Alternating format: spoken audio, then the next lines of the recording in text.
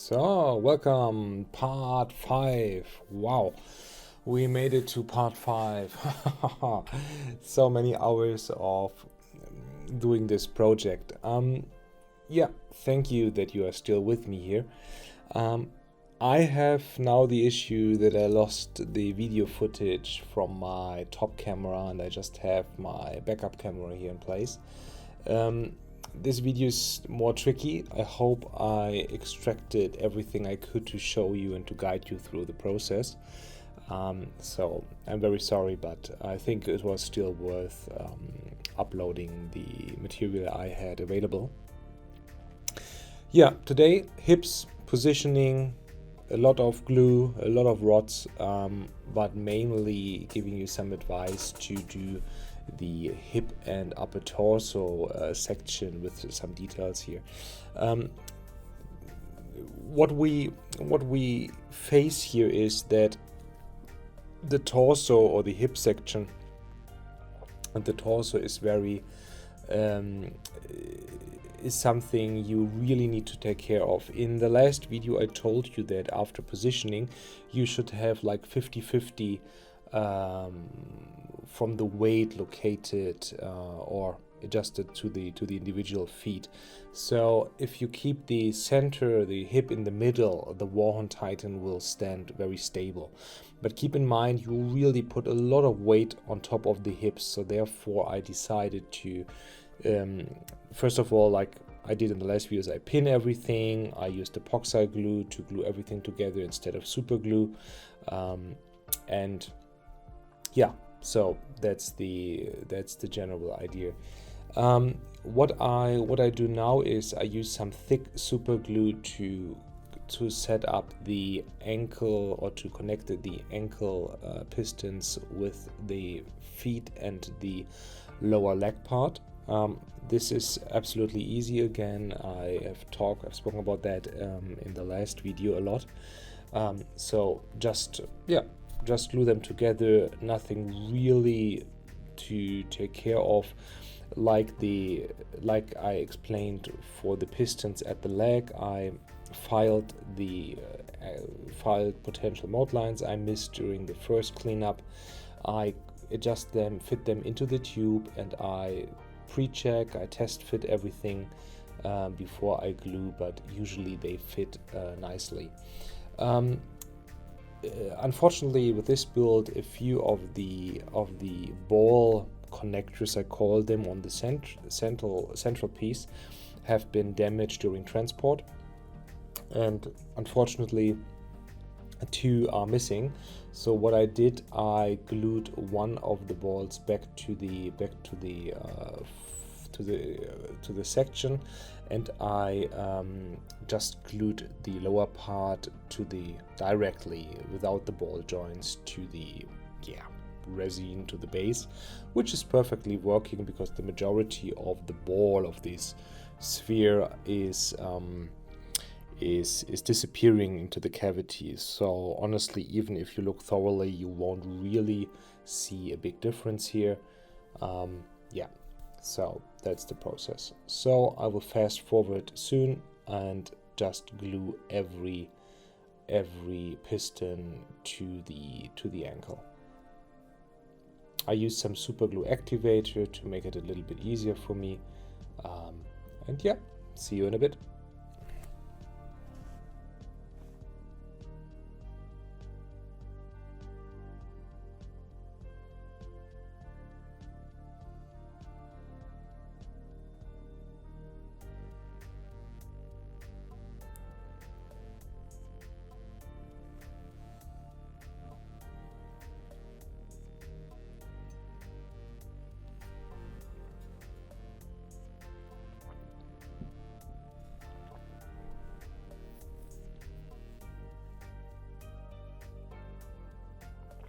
The good thing about stabilizing the whole build with metal rods is that you can really work with this overall build, and you do not have to worry about being too harsh on the model. So I could easily turn it around, put it wherever I wanted to, and especially potential transport is also something, yeah, you don't have to worry about. Painting wise, won't make really big difference, so I would just like glue these things on the pistons. You can easily paint these parts later.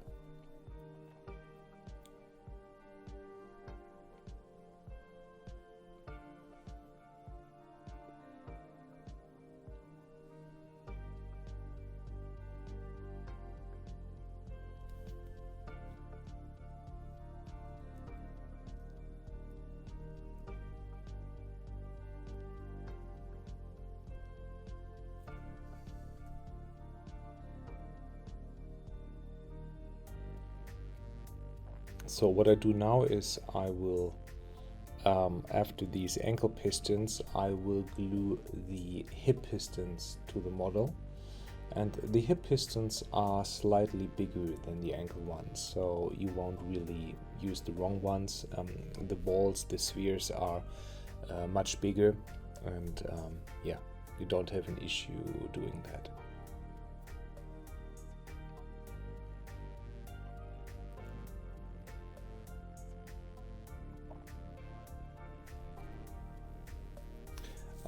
For the ankle pistons, I decided to glue also the piston into the holding tube.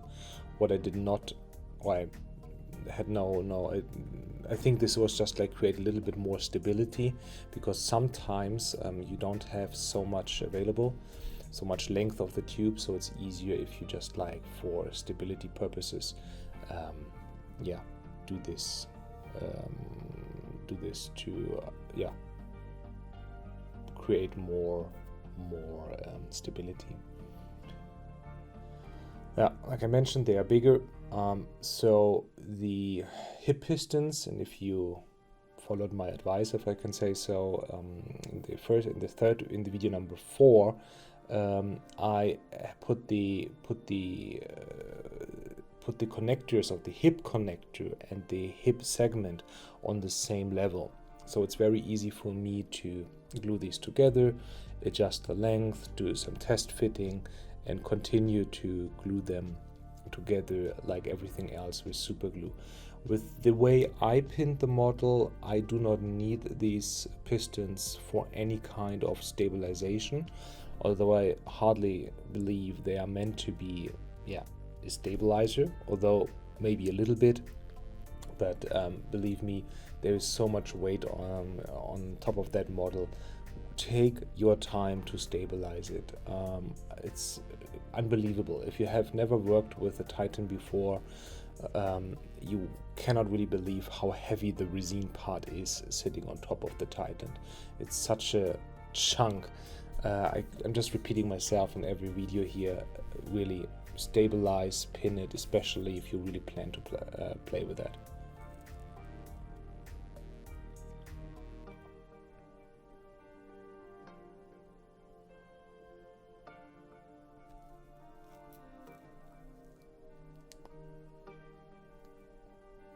Glue the hip joints on the model before you adjust or put on the central plate, although I always recommend painting the individual armor plates first and then gluing this on the model. If you do this the other way around, you won't have space to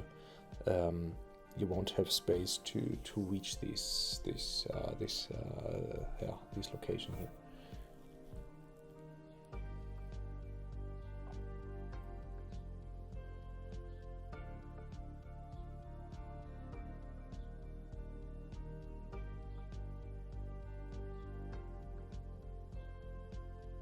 So we are done.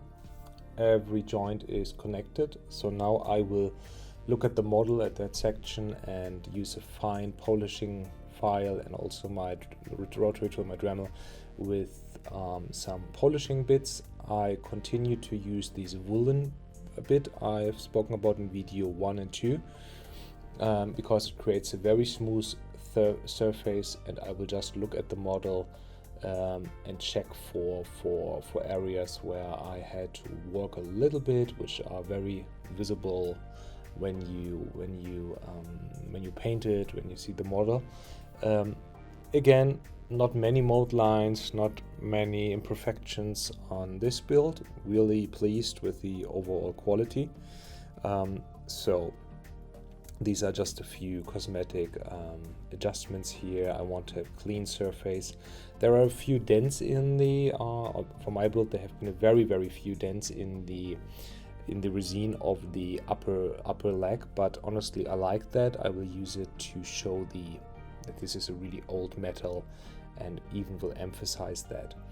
On the top part of the leg, these flat surfaces, there is another armor plate attached to it, so I'm not taking care to file these areas as well. It's really just what you can see, and yeah, just clean up a few parts I have missed, or where I accidentally put on some glue or had some scale 75 plastic putty. So I'm just work myself through the model to really prepare the model to get primed.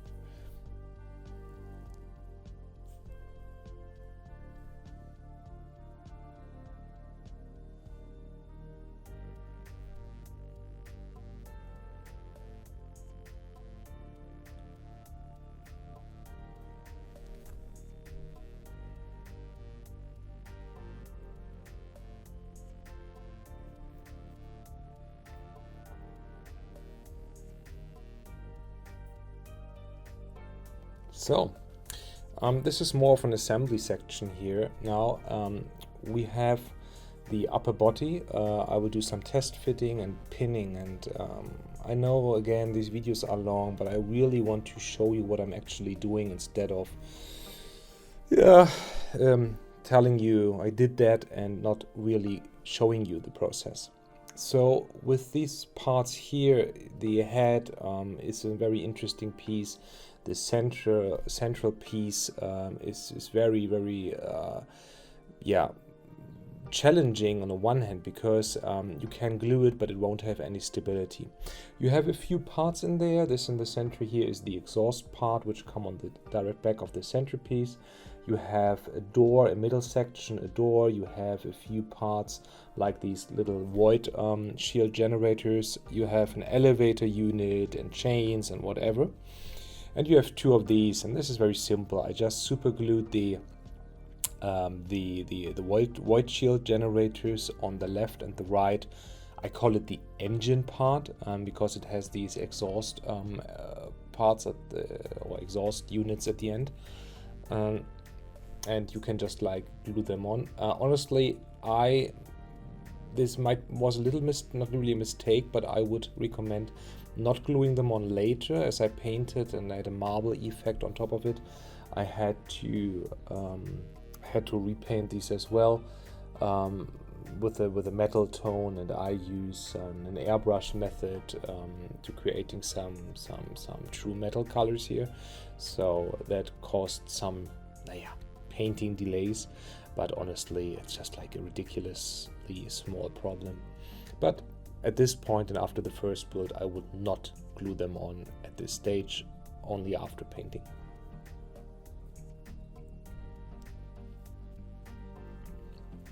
So the very important is now to test fit the whole model. Here in this part on the inside, you have two areas. You have one area for the elevator here, and you have on both sides individual parts for the chains for the elevator, for the elevator chains. And it's important to dry fit that, because especially for the head and here, there's a certain order which is not explained in the manual. So what you have to do is you have to glue the chain parts in, the shrine part, and the control part, and then the elevator. And there is a certain order. As you can see in the manual, they will explain you what to do, but they will not really explain the order. So I will guide you through this process.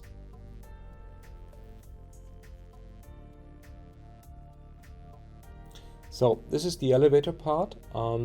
It is a little bit bent, so I used my heat gun or a heat gun to on a quite low setting. Mine has the advantage that I can just put it on the table, keep it running. I use 6 now. Okay, it's not such a low temperature, but it will not burn the resin immediately. And I carefully heat up the resin. Be really careful, you don't want to get burned or get some from gloves or whatever hot material on your skin. Take your time, you will get some experience soon after using a heat gun. I'm not a fan of hot water, so I always use a heat gun to work with resin. You see the blow of the heat gun will even bend the parts of the elevator unit, but now they are very soft and I can easily straighten them. I will test fit everything, and I will carefully put this in. Be careful not to touch anything with the hot resin or stuck it somewhere, otherwise it will break easily in that heated state. The elevator units, these little, how to call it, the little poles on the side will connect with parts of the chain segments. So you have, my advice is to test fit the later the chain parts in the moment you fit in the elevator unit, like I did here. You cannot see this clearly where my pointing finger is, so I'm pressing this down, holding this down until the elevator unit has cooled down a little bit to keep its form. So it's elevator, chain units, and shrine elements. And if you put in the shrine elements, which I have fast forwarded here, you have to glue them in first. Glue the shrine part in, glue the control part in, and then you have to glue in the, that's the second step, to glue in the chain part, and last thing you have to do is glue the elevator part, and taking care that it neatly fits. You can see this here on both chain parts. Very solid, nice build. Very few adjustments to do with on the elevator. I had to reheat a little bit to really find the perfect spot, but that's quite easy to do.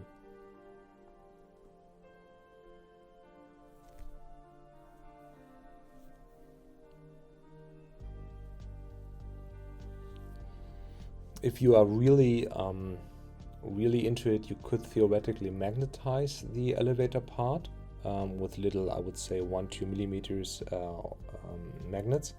But for me, as I plan to not glue the central carapace, the big armor part on top of the Warhound, for me this was not really an option or not necessary. So here, please enjoy the focus of my heat gun. But I'm sorry again, this camera just, somehow destroyed the footage. I was unable to open it. So, filing a little bit, sanding, polishing the lower part, but again, nothing serious.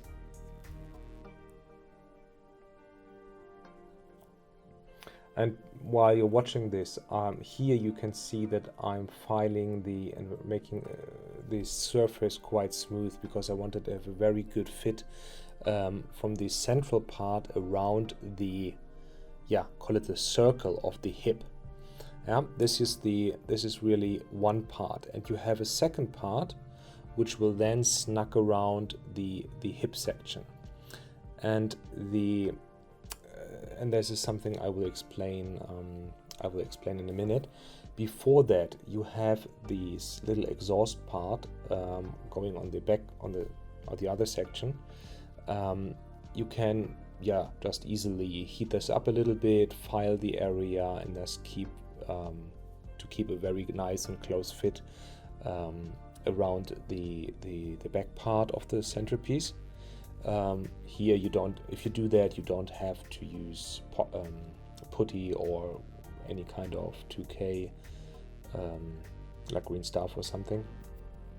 Yeah, just heat it up and press it, fit it tightly on the end of the torso part.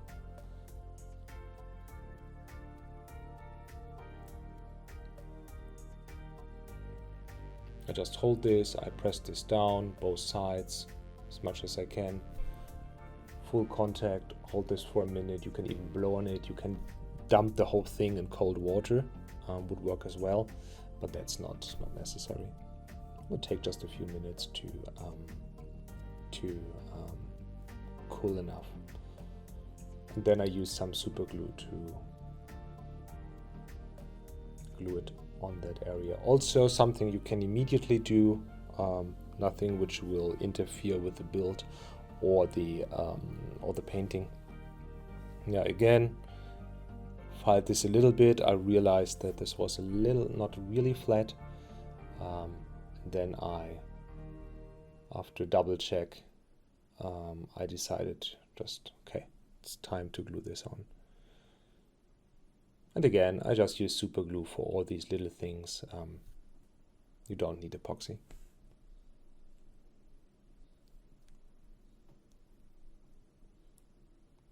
So, in the next video I will talk about pinning.